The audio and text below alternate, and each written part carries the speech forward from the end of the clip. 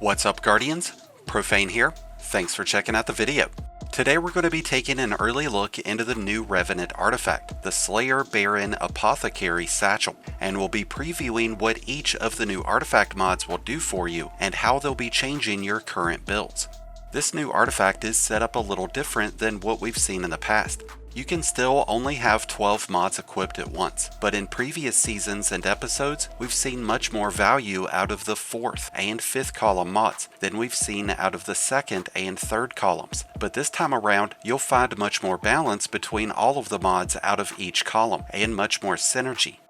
Things in the first column stay predominantly the same, as these are the anti-champion mods, and this time around we get the anti-barrier scout rifle, the overload SMG, the unstoppable pulse rifle, the anti-barrier shotgun, and the overload grenade launchers mod. But when it comes to the grenade launcher overload mod, it's only with breach loading grenade launchers.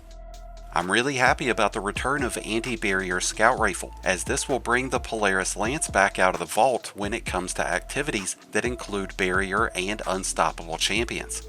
Having shotguns and grenade launchers both handling champions should call for much more aggressive gameplay, and that's going to really go well with melee focused builds like Liar's Handshake, Necrotic Grip, or Syntheseps.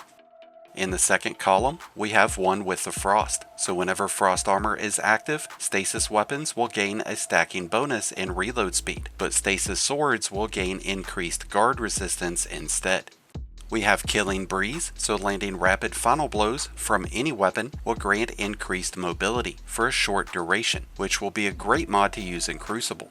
Weapons with the Dark Ether origin trait will build up the counter for this bonus much faster than other weapons.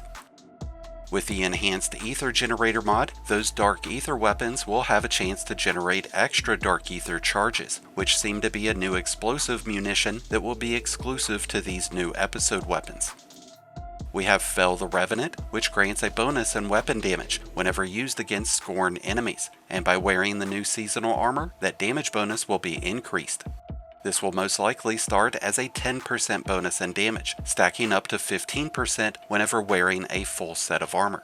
So this mod should prove to be pretty beneficial in a lot of the new seasonal content, and in other activities like the Warlord's Ruin Dungeon.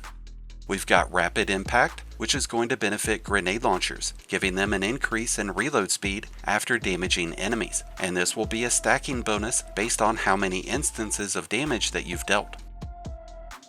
Starting off with the third column, we have Wind Chill, which will give everyone a nice bonus in damage resistance whenever using stasis weapons, like the Wicked Implement.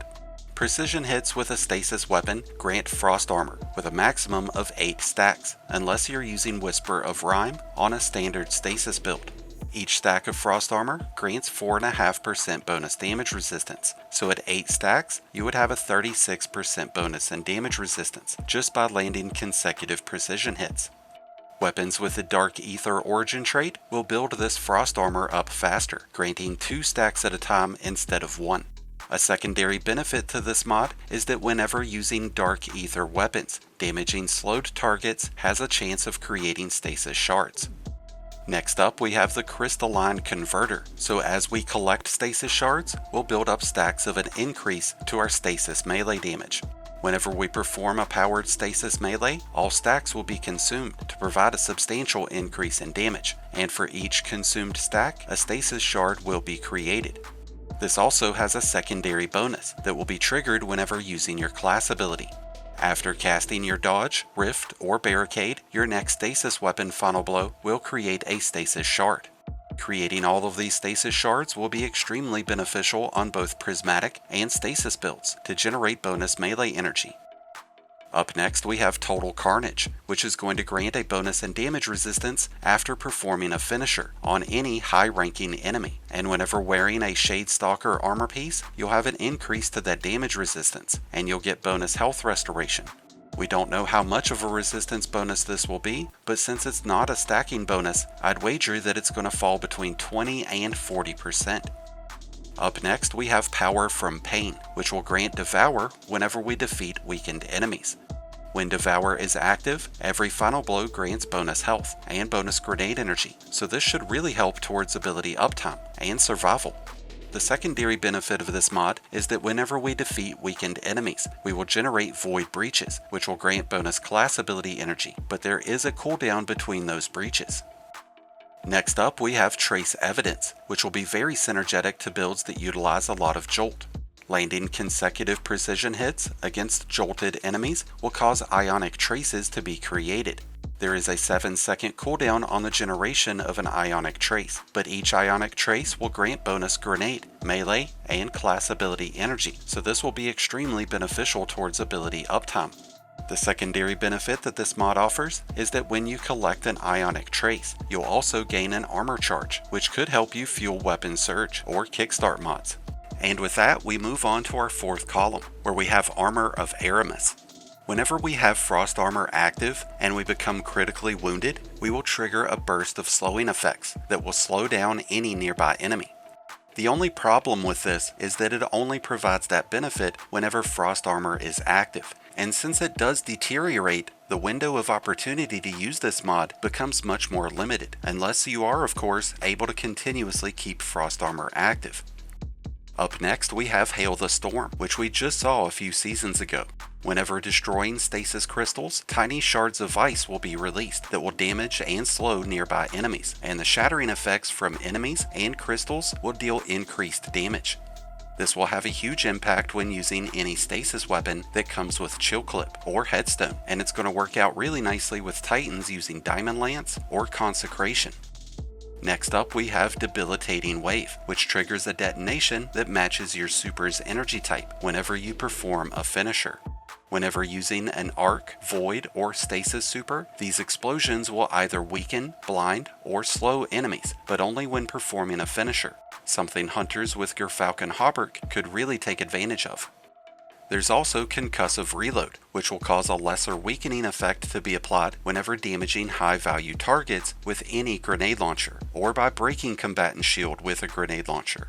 This will give any source of damage a 15% increase, and it's going to work out great against Overload champions. Next up is Retinal Burn, which triggers blinding explosions whenever landing consecutive precision shots with any arc weapon, but only when you have armor charges active. This will see weapons like the Thunderlord and Cloud Strike become very powerful options in this new episode. And in our final column, we have Brain Freeze. Whenever we freeze enemies, a burst of slowing effects will disperse and slow nearby enemies. And by using weapons with the Dark Ether origin trait, we'll be able to deal increased damage against those frozen enemies. If you didn't notice, there's quite a few advantages that you'll gain with a lot of these mods whenever using the new seasonal armor and weapons. Next up is Supernova. Picking up a Void Breach causes your next source of void damage to create a large weakening pulse, which will be very symbiotic with Power from Pain, to be able to keep us loaded up on Devour and cause weakening effects to our enemies. There's Conductive Cosmic Crystal, which will cause any Arc or Void ability or a Dark Ether weapon to deal increased damage to any target who's under the effect of Slow or Freeze, making it extremely lucrative to run a build that features a variety of these energy types. We also have Served Cold, so whenever we collect stasis shards, we'll gain increased ability energy on top of melee energy. And whenever we collect a Void Breach, we'll gain melee energy on top of class ability energy. This should prove to be very beneficial for a lot of melee-focused builds, hunters especially, but don't discount Titans with those changes to Barricade. And the final artifact mod is Kinetic Impact, so whenever landing consecutive hits with any heavy grenade launcher will trigger Kinetic Tremors, which sends out a shockwave that damages nearby enemies, and these will be able to stun unstoppable champions. I don't think that this new artifact is quite as loaded as the one we had in Echoes, but we are only starting the first act of Revenant, so there will be more artifact mods coming in the second and third act. Overall, these new mods will greatly benefit a lot of prismatic builds that feature a lot of stasis abilities, and they should create a lot of synergy with several exotic class item perks, like Duskfield or Osmiomancy. With that said, we'll be looking into some of the best builds that these new artifact mods will be creating, so be sure to keep an eye out on that coming out soon. For now, I'd love to hear your thoughts about these new artifact mods and how they'll affect your current build. Let us know down in the comments below.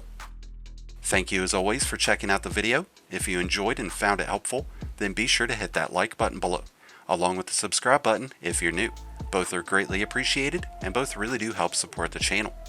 If you're a new Light Guardian just starting your journey, or a battle-hardened veteran just looking for a new place to call home, then be sure to check out the Discord link that's down in the description and join one of the greatest communities in all of Destiny. And if you need a great PvE build for Revenant, be sure to check out the Mobalytics link that's also down in the description. And until next time, Guardians, this has been Profane, wishing you all some happy hunting.